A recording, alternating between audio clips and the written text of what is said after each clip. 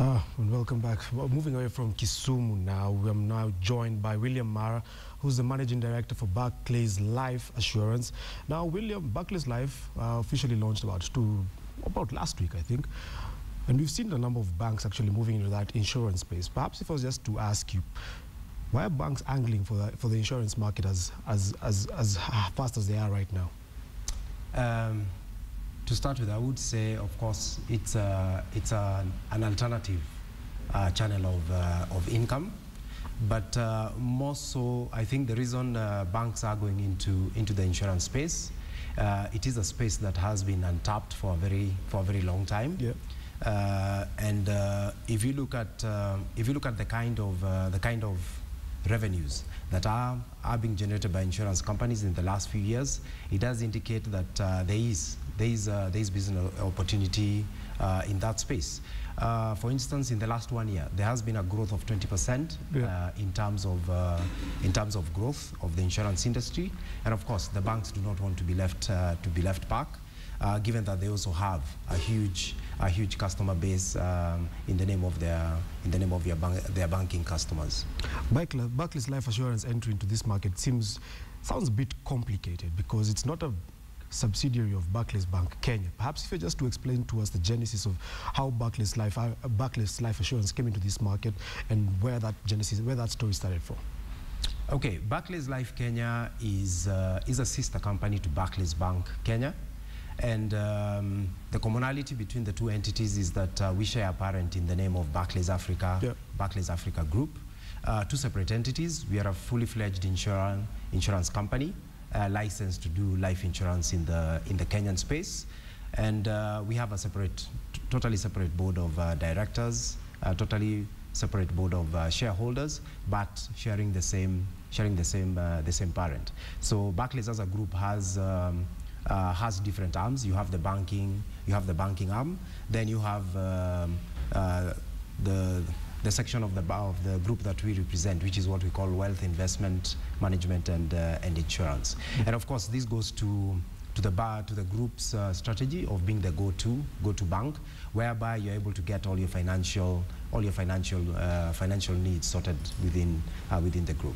Financial services for a while have been sort of scattered, but now we're seeing more of consolidation where everyone wants to play in different spaces. We find companies like an Old Mutual would want to be in insurance, banking, and all sorts of.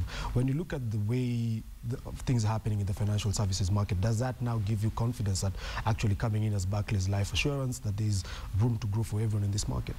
Absolutely. If you look at our strategy, for instance, as a group, we would want to be able to give end-to-end solutions to our customers, where be they banking, insurance, or investment services. We would want to be able to provide solution across that space, and again from a value proposition perspective, we would want to give our customers value.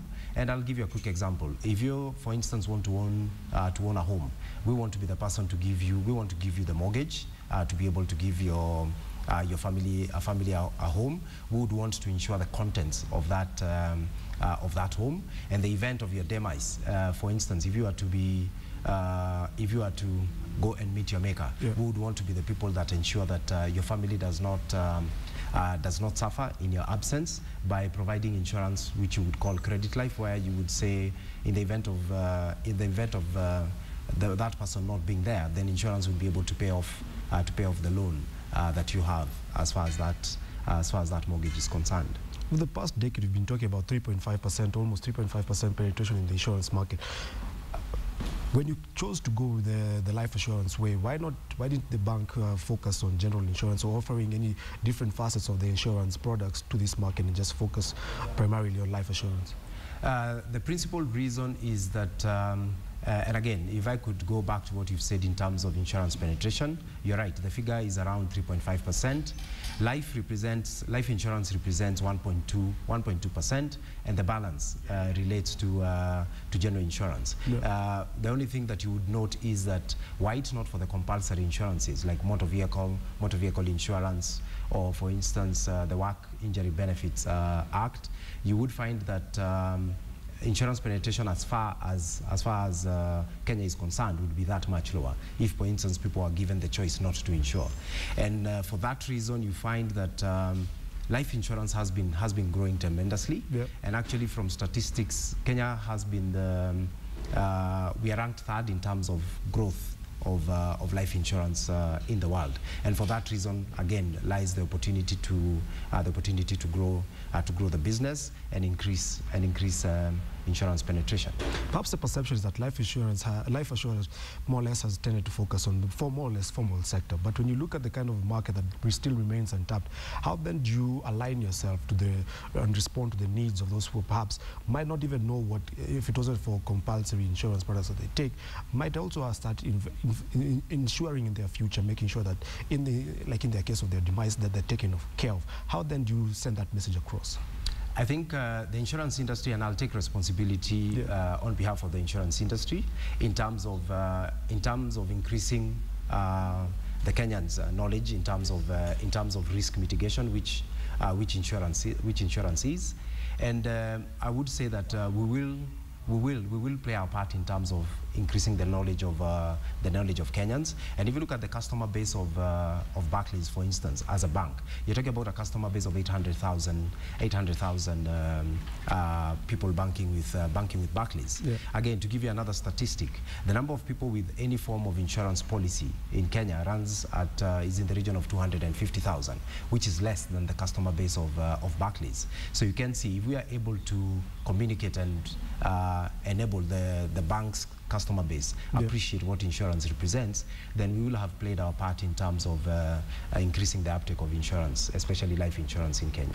Bank assurance is slowly picking up. So how then now do you making sure you got the license in February? Business has been existing for the last three months, more or less, setting up structures. What's the target in terms of growing that facet of the business? As I said, look at the business model that we are adopting initially is that one of selling insurance to the customer base of the bank. As I said, Barclays has in excess of 800,000 customers. Yep. Barclays has 122 branches spread out in the country, and of course that gives us the platform to be able to market and sell our products. All right, all the best in setting up that business in Kenya. That has been William Mara, Managing Director for Barclays Life Assurance Kenya. He's talking about how the business is getting traction in the market and just trying to make sure that people are well insured for their future.